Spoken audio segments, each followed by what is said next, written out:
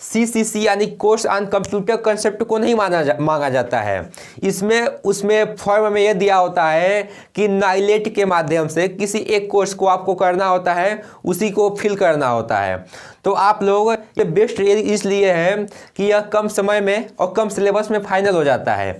तो इसके करने से फ़ायदा ये है कि आप लोग जब गवर्नमेंट एग्ज़ाम की तैयारी करेंगे तो उसमें कुछ एग्ज़ाम ऐसे होता है, जैसे मैं यहाँ पे लेखपाल हो गया, लेखपाल की जो भर्ती होती है उसमें जब फॉर्म निकलता है तो उसमें नाइलेट के माध्यम से किसी एक कोर्स को मांगता है। तो मैक्सिमम बच्चे CCC यानी कोर्स ऑन कंप्यूटर कंसेप्ट को करते हैं नाइलेट के फॉर्म में इसको फिल करने के लिए। सेकंड पॉइंट हमने यहाँ पे नोट किया है BDO, जिसको हम लोग ग्राम विकास अधिकारी BDO को हम लोग ग्राम विकास अधिकारी भी कहते हैं। BDO का जब फॉर्म निकलता है उसमें भी नाइलेट के माध्यम से किसी एक कोर्स को मांगता है। एक आता है RO, जिसको हम लोग समीक्षा अधिकारी भी कहते हैं। जब समीक्षा अधिकारी का फॉर्म निकलता है RO का फॉर्म, उसमें भी आपका नाइलेट के माध्यम से किसी एक कोर्स को मांगता है। तो मैक्सिमम बच्चे CCC यानी कोर्स ऑन कंप्यूटर कंसेप्ट को करते हैं। हमने अगला पॉइंट यहाँ नोट किया है सिलेबस। इसका जो आपका कोर्स ऑन कंप्यूटर कंसेप्ट है, इसका सिलेबस क्या होता है इसको हम लोग समझते हैं। तो देखिए, इसके सिलेबस में सबसे पहले आपका आता है फंडामेंटल, जो कंप्यूटर की फंडामेंटल होती है, जिसको कंप्यूटर का बेसिक भी कहते हैं। तो कंप्यूटर का फंडामेंटल आपका फाइनल होना चाहिए। उसके बाद जो इंटरनेट होता है, इंटरनेट आपका फाइनल होना चाहिए। जहाँ पे देखिए हमने नोट किया है इंटरनेट, कंप्यूटर फंडामेंटल। और अगला पॉइंट नोट किया है MS ऑफिस। अब देखिए MS ऑफिस, आप लोगों को मालूम है कि MS ऑफिस एक पैकेज है। उस पैकेज में मेन 3 एप्लीकेशन आते हैं। जो पहला होता है MS वर्ड होता है, सेकंड नंबर होता है MS एक्सेल होता है, और थर्ड नंबर होता है MS PPT, MS power point होता है। ओके, तो आपको MS ऑफिस भी फाइनल करना होगा। और एक आता है डिजिटल फाइनेंस, जिसको डिजिटल फाइनेंस कहते हैं, उसको भी आपको इसमें पढ़ना होता है। उसमें और भी सिलेबस आते हैं। अगर आपको इसका सिलेबस टोटली देखना होगा तो आप लोग नाइलेट के वेबसाइट पे जाइएगा और इसका सिलेबस वहाँ पे मिल जाएगा। आप लोग वहाँ पे इसको देख सकते हैं।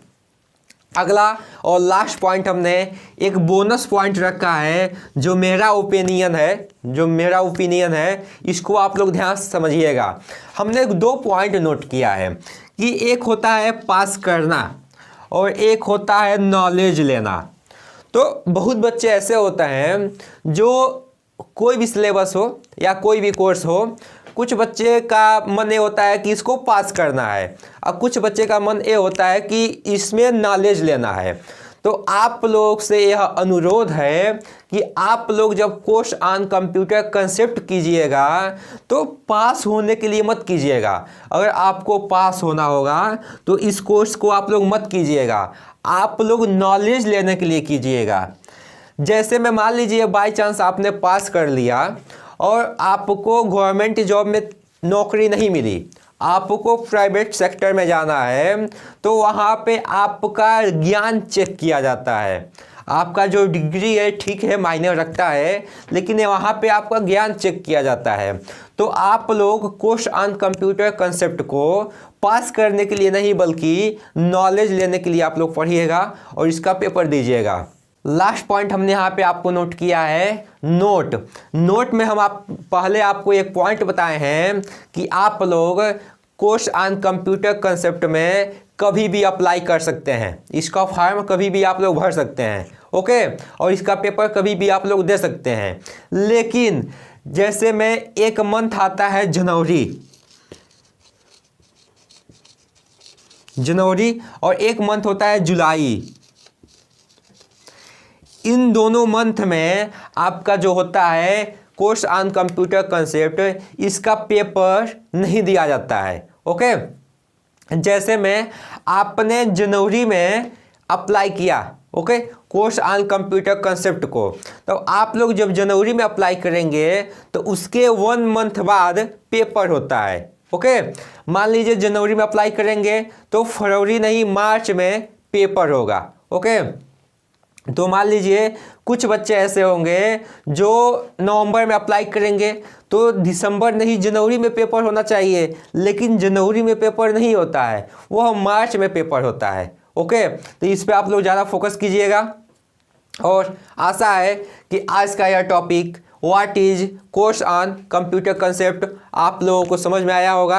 अगर कोर्स ऑन कंप्यूटर कंसेप्ट आप लोगों को समझ में आया है तो उसको उन बच्चों के पास शेयर कीजिएगा जिनका इस वीडियो से लाभ हो सके। आपको बहुत बहुत धन्यवाद यहाँ तक वीडियो